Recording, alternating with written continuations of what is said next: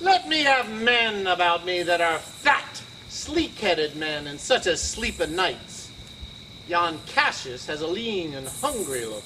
He thinks too much. Such men are dangerous. Fear him not, Caesar. He's a noble Roman, and will give me. Would he were fatter. But I fear him not. Yet if my name were liable to fear, I do not know the man I should avoid so soon as that spare Cassius. He reads much.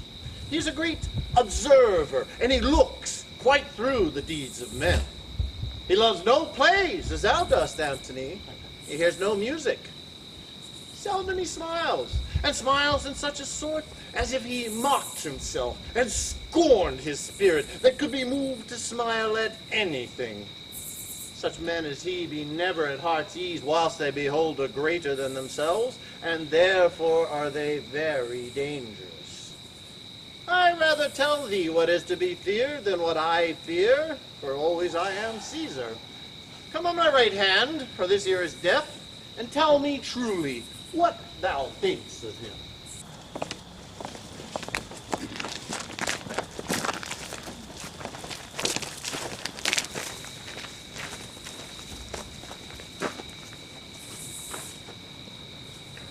You pulled me by the cloak? Would you speak with me? Aye, Casca.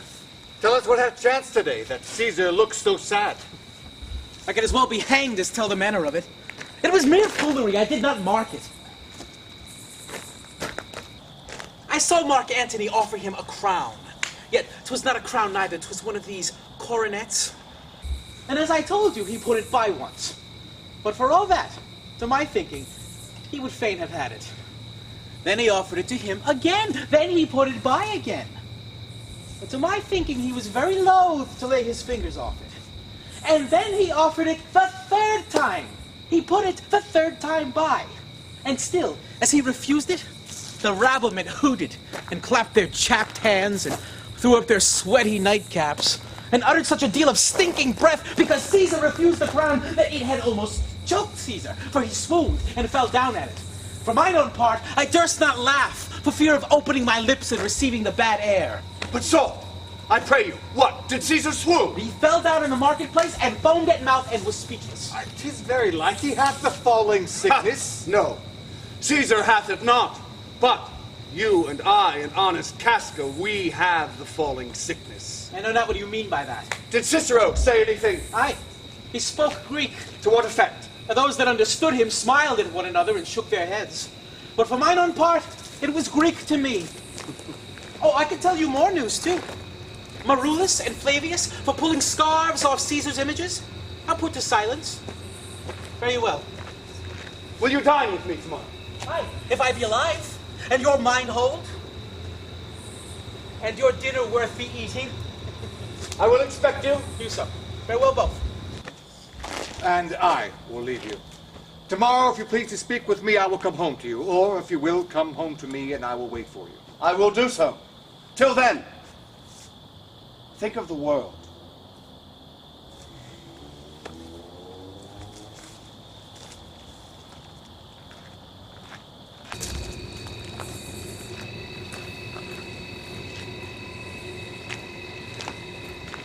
Well, Brutus, thou art noble.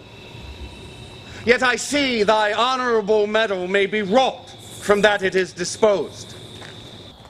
Therefore it is meet that noble minds keep ever with their likes, for who so firm that cannot be seduced?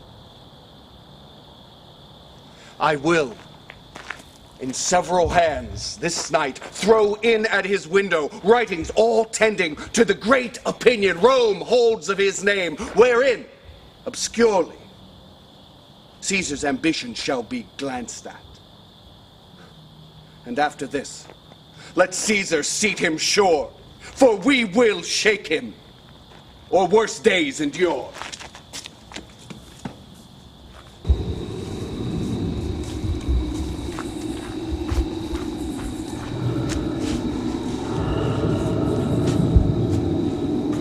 Good evening, Casca!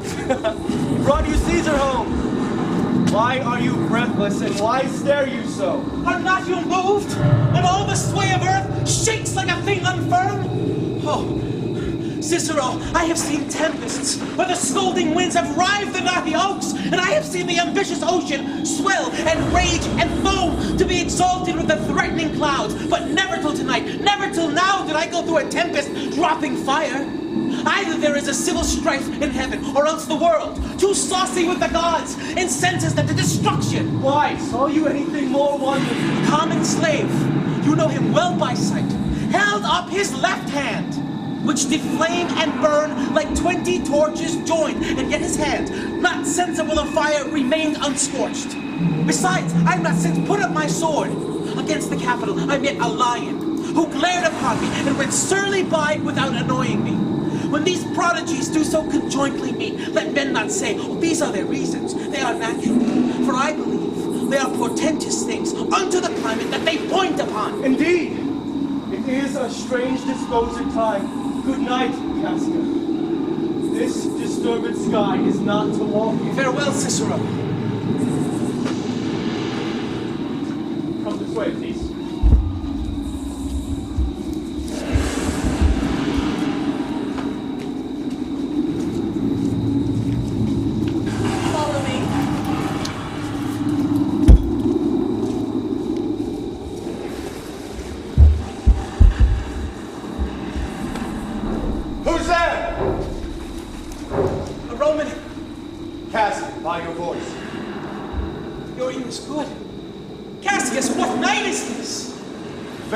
Night to honest men. Whoever knew the heavens menace so? Those that have known the earth so full of faults. For my own part, I have walked about the streets, submitting me unto the perilous night, and thus unbraced Casca, as you see, have bared my bosom to the thunderstone. But wherefore did you so much tempt the heavens? It is the part of men to fear and tremble when the most mighty gods by token send such dreadful heralds to astonish us. You are dull. And those sparks of life that should be in a Roman, you do want, or else use not. You look pale and gaze. But if you would consider the true cause, why all these fires? Why all these gliding ghosts? Why all these things change from their ordinance to monstrous quality? Why you shall find that heaven hath infused them with these spirits to make them instruments of fear and warning unto some monstrous state. Now, could I, Casca, name to thee a man most like this dreadful night, that thunders, lightens, opens graves, and roars as doth the lion in the Capitol, a man no mightier than thyself or me, in personal action, yet prodigious grown, and fearful as these strange eruptions are.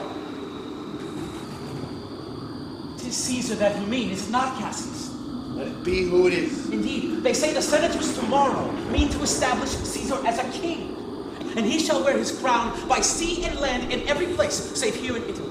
I know where I will wear this dagger, then. Cassius from bondage will deliver Cassius. So every bondman in his own hand bears the power to cancel his captivity. And why should Caesar be a tyrant, then? A poor man? I know that he would not be a wolf, but that he sees the Romans are but sheep. He were no lion, were not Roman times. Those that with haste will start a mighty fire, begin it with weak straws. What trash, what rubbish is Rome when it serves for the base matter to illuminate so vile a thing as Caesar? But oh, grief, I perhaps speak this before willing bondmen. Then I know my answer must be made, but I'm armed. Dangers are to me indifferent. You speak to Casca, and to such a man that is no fleering telltale. Hold my hand. Be factious for redress of all these griefs, and I will set this foot of mine as far as you goes farthest. Oh, there's a bargain made. Now know you, Casca, I have moved already some certain of the noblest-minded Romans to undergo with me an enterprise of honorable, dangerous consequence. And I do know by this, they stay for me. Yes, if you could but win the noble Brutus to our part. Be you content, Casca. Look you, Take this paper, and lay it in the praetor's chair, where he may but find it. And throw this in at his window. 3 parts of him is ours already, and the man entire upon the next encounter yields him ours. He sits high in all the people's hearts. Of him, his worth, and our great need of him, you have right well conceded, Casca. Let us go, for it is after midnight. Their day. We will awake him and be sure of him.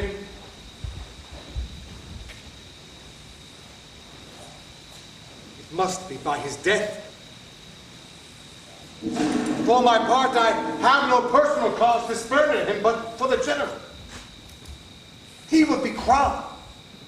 How that might change his nature, there's the question. It is the bright day that brings forth the adder, and that craves wary walking. Crown him that, and I grant you put a sting in him that at his will he may do danger with. The abuse of greatness is when it disjoins remorse or power. To speak truth of Caesar, I have not known when his affections have swayed more than his reason. But 'tis a common truth that lowliness is young ambition's ladder, whereto the climber upward turns his face. And when he once achieves the utmost round, he then unto the ladder turns his back, looks in the clouds, scorning the base degrees by which he did ascend. So Caesar may. Then lest he may prevent. Think him as a serpent's egg, which hatched would, as his kind, grow mischievous, and kill him in the shell. The taper burneth in your closet, sir.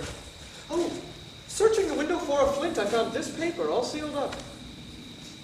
It's not tomorrow, boy, the Ides of March. I know not, sir. Look you in the calendar and bring me word. I will, sir. The exhalations whizzing in the air give so much light that I may read by them. Brutus, thou sleepst, awake, and see thyself. Shall Rome, etc. speak, strike, redress? Brutus, thou sleepst, awake. Such instigations have often been dropped where I have took them up. Shall Rome, etc. Thus must I piece it out. Shall Rome stand under one man's awe? What Rome? My ancestors did from the streets of Rome the Tarquin drive when he was called a king. Speak, strike, redress. Am I entreated to speak and strike? Oh, Rome! I make thee promise. If the redress will follow, thou receivest thy full petition at the hand of Brutus. Sir, March has wasted 14 days. 'Tis good. The gate, somebody knocks.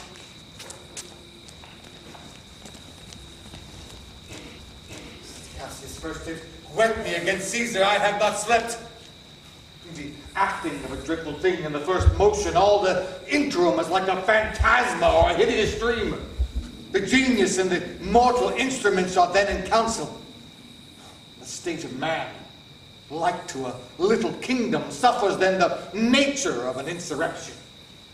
I think we are too bold upon your arrest. Good morrow, Brutus. Do we trouble you? I've been up this hour, awake all night. Know I these men that come along with you? Every man of them. And no man here but honors you, and every one doth wish you had but that opinion of yourself that every noble Roman bears of you. They're all welcome. Give me your hands, all over, one by one. And let us swear our resolution. No.